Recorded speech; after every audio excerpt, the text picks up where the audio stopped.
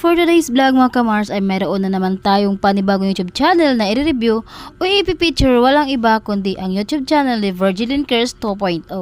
Si Virgilin Cares ay isang charity vlogger na kung saan na meron siyang subscribers na 2.2 million subscribers. Dito sa video na ito mga kamars ay ating alamin kung magkano na nga ba ang kanyang estimated YouTube sahod. Lahat ng mababanggit kong amount dito or makikita nyong amount dito ay pawang estimated po lamang gamit ang Social Blade. Ang Social Blade ay isang public website na kahit sino ay pwedeng tumingin dito at maaari na makita ang mga estimated YouTube sahod ng mga vlogger or content creator. Layunin po lamang ng video na ito ay makapagbigay ng inspirasyon sa mga taong makapanood dito, lalong-lalo na sa mga small YouTubers. Ano pang hintay natin mga kamars? Samahan nyo na akong i-review natin ang estimated YouTube sahod ni Virgilin Cares 2.0. So yun mga kamars, dito tayo ngayon sa official YouTube channel ni Virgilin Cares 2.0 dito sa Social Blade. So meron na siyang subscribers na 2.2 million subscribers at meron siyang 262 video views upload at umabot ng 234 million video views at ginawa ang kanyang YouTube channel noong October 23, 2019. Total grade C+. Social Blade rank ay pang 475,802. Subscribers rank ay pang 1,209. Video views rank ay umabot ng 135,640.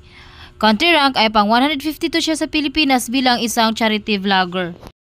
Wala siyang nakuhang subscribers sa loob ng isang buwan at umabot ng 1.1 million video views in the last 30 days. So yun mga kamars, dito tayo ngayon sa YouTube Statistics Summary ni Virgilin Cares 2.0. Dito natin makikita ang kanyang mga nadagdag na subscribers, video views at ang kanyang estimated earnings. Pero yung titingnan natin dito mga kamars ay kanyang daily average at ang kanyang weekly average. Sa kanyang daily average ay nakakuha siya ng $9 sa lowest estimated at umabot ng 147 sa highest estimated. I-convert naman natin ito sa peso. Simula na pag-convert sa lowest estimated na meron siyang $9, i-times natin sa 59 ay meron siyang 531 pesos na posibleng kitain sa loob ng isang araw. At kung mukuha naman ang highest na meron siyang $147, i-times natin sa 59 ay meron siyang 8,673 pesos na posibleng kitain sa loob ng isang araw. At dito naman tayo ngayon sa kanyang weekly average.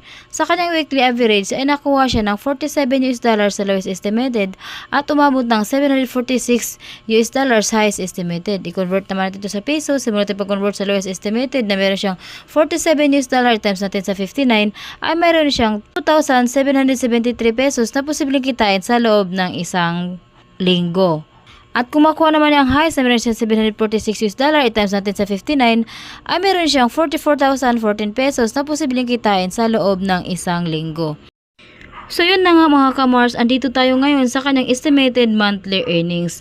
Sa kanyang estimated monthly earnings ay meron siyang $276 sa lowest estimated at umabot ng $4,400 sa highest estimated. I-convert naman natin ito sa peso.